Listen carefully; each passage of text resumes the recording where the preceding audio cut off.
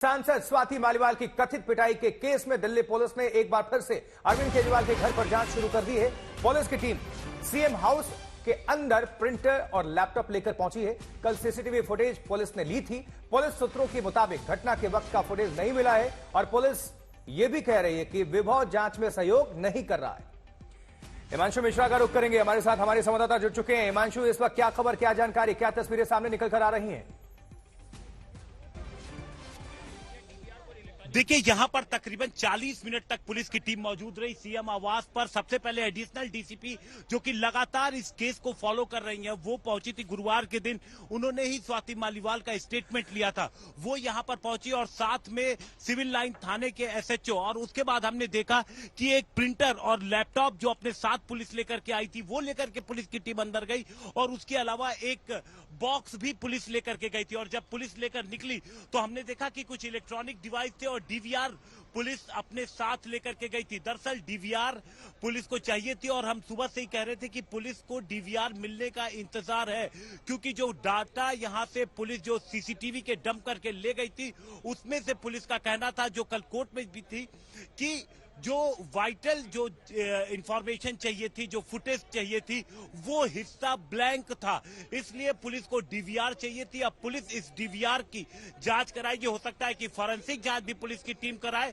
और उसके बाद तकरीबन आधे घंटे तक से ज्यादा का वक्त यहां पर पुलिस की टीम रही। और जब पुलिस की टीम यहां पर मौजूद थी आशुतोष, उसी दौरान सीएम अरविंद केजरीवाल जो कि निकले हुए थे, प्रदर्शन पे गए हुए थे अपनी तमाम पार्टी के नेताओं के साथ, भारतीय जनता पार्टी के ऑफिस पर प्रदर्शन उनका पहले से तय था, वहां के लिए वो निकले हुए थे, वो यहां पर वापस आए। और जब सीएम अरविंद केजरीवाल वापस आए तो उस वक्त यहां पर पुलिस की टीम मौजूद थी। अंदर ही पूरी टीम के साथ यहां पर एसएचओ मौजूद थे, एडिशनल डीसीपी मौजूद थी। तो तमाम जो दस्तावेज जिनकी तलाश में पुलिस की टीम है, वो जहां तक संभव हो सका वो लेकर के पुलिस की टीम गई है।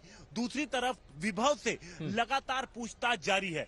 विभव से पुलिस समझने की कोशिश कर रही है कि आखिर ऐसी क्या जरूरत पड़ गई कि फोन को फॉर्मेट करना पड़ा। क्योंकि आप देखिए, जो फुटेज जारी हुए हैं, एक फुटेज सीसीटीवी जो आप देखिए अंदर के बाद बाहर यहीं से आते हुए अरविंद के स्वाति मालीवाल की है। और इसके अलावा एक मोबाइल फुटेज है।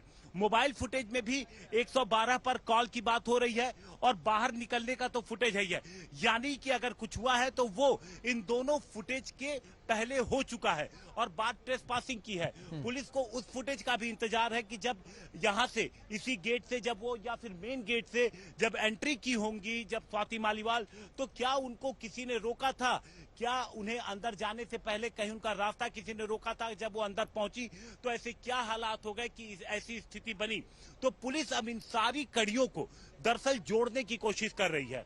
जो सोमवार को जब यहां पहुंची थी स्वाति मालीवाल, उससे लेकर के जब वो इस घर से निकली थी और थाने पहुंची थी, तो इस दौरान क्या कुछ हुआ था, एक एक चीज को पुलिस जोड़ने की कोशिश कर रही है। और इसी कोशिश में पुलिस को सबसे ज्यादा जो जरूरी चीज लग रही है, एक तो वो तमाम सीसीटीवी कैमरे की फुटेज, और दूसरा जो मोबाइल है विभव का, वो बेहद महत्वपूर्ण है। हालांकि फॉर्मेट कर दिया गया है, लेकिन उसके बावजूद उसको रिट्रीव किया जा सकता है। इसलिए हो सकता है कि पुलिस उसकी भी फोरेंसिक जांच कराए। आप देख सकते हैं सीएम आवास है दरअसल, इसलिए बेहद सुरक्षित इसको बनाया गया है।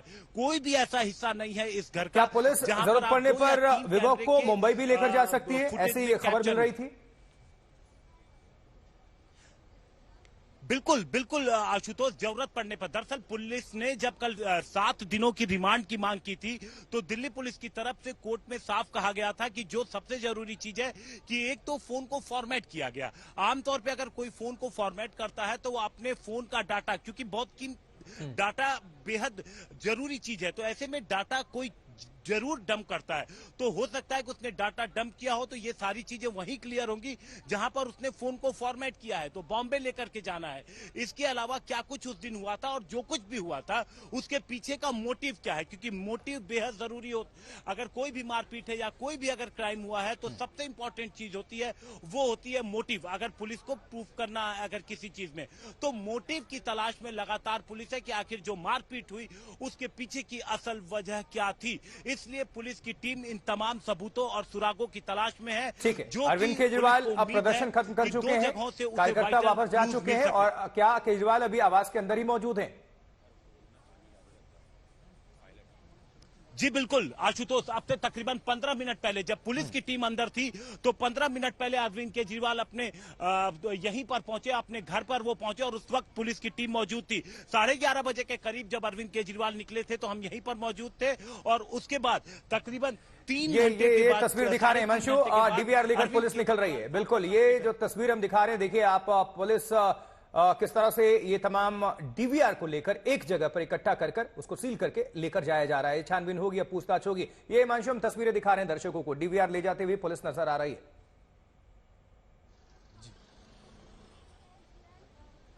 जी बिल्कुल, देखिए दरअसल ये इलेक्ट्रॉनिक एविडेंस ही अब पुलिस के लिए बेहद जरूरी है और आप कह सकते हैं कि पुलिस की जांच काफी हद तक इस इलेक्ट्रॉनिक डिवाइसेस के से जो एविडेंस मिलेगा उस पर आधारित होगी, क्योंकि जो आरोप अगर विभव की तरफ से भी मेल करके लगाए गए हैं बाद में, तो उन अगर कोई आरोप लगाता है कि ट्रेसपासिंग की गई, धमकी दी गई, तो फिर उसके लिए भी अगर ट्रेसपासिंग होगी। हिमांशु नजर बनाकर रखिएगा, दोबारा आपका रुख करेंगे। बहरहाल आपका बहुत बहुत शुक्रिया। देखिए अरविंद केजरीवाल पैदल मार्च खत्म कर चुके हैं। अब आम आदमी पार्टी दफ्तर से बीजेपी ऑफिस तक केजरीवाल अपने नेताओं के साथ जाना चाह रहे थे, लेकिन पुलिस ने उन्हें रोक लिया। इलाके में 144 भी लागू था, जाहिर सी बात है आचार संहिता भी चल रही है।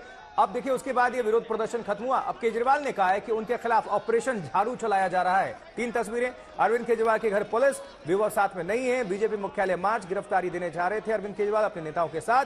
अब क्या है थप्पड़ कांड का सच, इसी को खंगालने की कोशिश कर रही है पुलिस।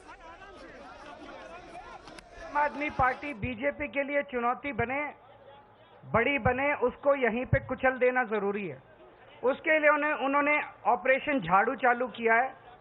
इस ऑपरेशन झाड़ू के तहत आम आदमी पार्टी के बड़े नेताओं को गिरफ्तार किया जाएगा, गिरफ्तार किया जा रहा है।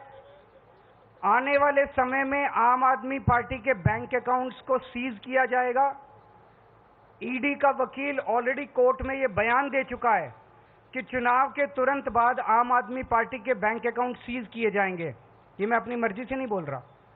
उन्होंने कहा अभी सीज करने थे, लेकिन अभी हम इनके सीज करेंगे तो इनको सिंपैथी मिलेगी, तो चुनाव के बाद वो आम आदमी पार्टी के बैंक अकाउंट सीज करेंगे और आम आदमी पार्टी को दफ्तर खाली करा के आम आदमी पार्टी को सड़क पे लाया जाएगा।